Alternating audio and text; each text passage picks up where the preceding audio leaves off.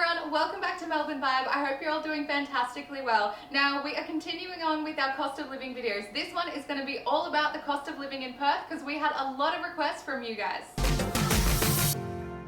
Now before we get into the video, don't forget to go and follow us on all of our social media, and we also have a closed Facebook group. It is called Melbourne Vibe Study in Australia, where you guys will be able to connect with all of your batchmates and people from all over the world and ask questions there. And we want to say a massive thank you to everyone who subscribed to the channel because we hit 7,000 subscribers today, which is crazy. Now if you haven't already, don't forget to hit that subscribe button and turn on the notification bell so you're notified every time we upload a video. Now just like all of our other videos, we are going to follow the same structure.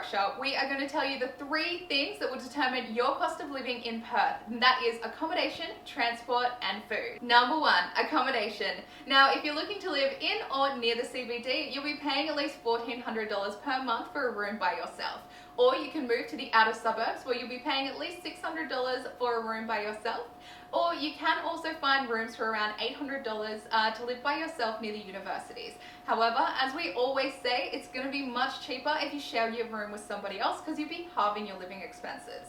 Now, when you are searching for accommodation, make sure you find out if your utilities are included. That includes electricity, gas, water and Wi-Fi. Now if this is not included in your rental price, then you'll need to set aside at least $150 per month to go towards these 4 things. Now the best places to find these are flatmates.com.au, realestate.com.au and gumtree.com.au. Moving on to number 2, food.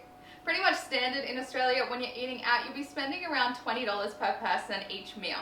However, in Perth, you should be able to find a lot of restaurants which will be offering $10 meal deals for lunch and dinner. If you really want to save money, then buy your groceries and cook at home. Not only is this the cheapest option, but it is the most healthy option. And you'll be saving at least 10 times the amount than if you're eating out every single day. Now, the best option for grocery stores are Woolworths, Aldi and Coles. You also have the option of IGA. It's a little bit more expensive, but it's always run by one of the locals, which is kind of nice to get to know.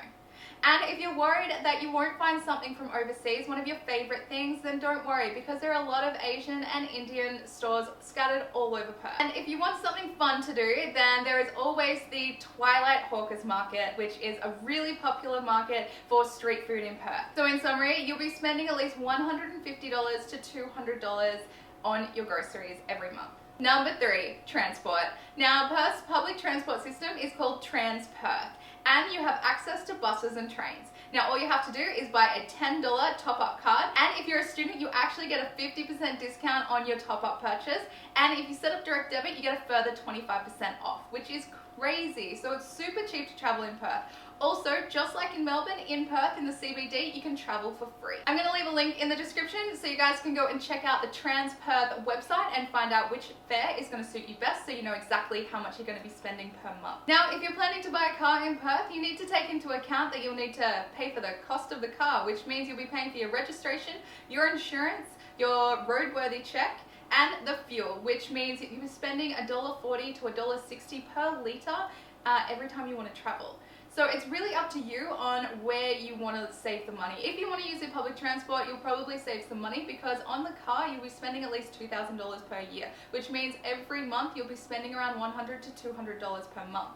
So you can be quite comfortable in a car, or you can travel on the public transport, which is fine. Now, just like every major city in Australia, they have Uber and taxi, so it's not going to be hard to find transport at any time of the day.